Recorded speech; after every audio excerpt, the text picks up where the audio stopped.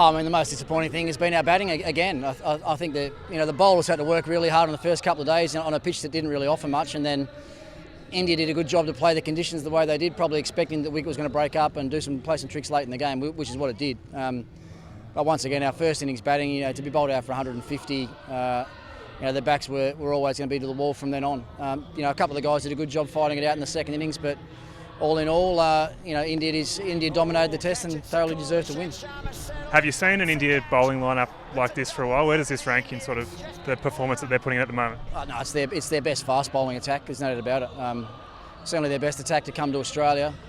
Is there a way to sort of come back and sort of get on top of that in the fourth test for the Aussie batsmen? To me, a lot of it, there are mental mistakes being made, a lot of technical issues that need to be addressed pretty quickly.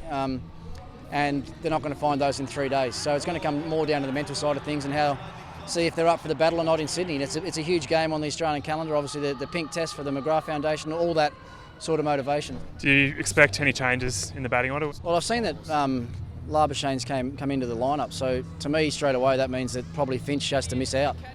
And Usman will open the batting, I'd imagine. That's how it looks. Labuschagne probably bats 4, Head 5 and Mitchell Marsh 6, so I think that's probably the way they're going to line up. I can't see what else they can really do. Your thoughts on Marnus as a cricketer and where he's at? To be honest, I haven't seen a lot of him. He looked impressive a couple of times in the UAE in the test matches there. Bowled well, which is probably something they're thinking about for the Sydney test as well, a few extra overs from a leg spinner. So I'll reserve my judgment until I see a little bit more of him. Gone. And he is gone. Brilliant captaincy. Well bowled by Sharma. And Virat's captaincy in the Boxing Day test, how'd you say that all play out? Well, you can't criticise. I mean, they're 2-1 up in the series. They did everything perfectly in Melbourne.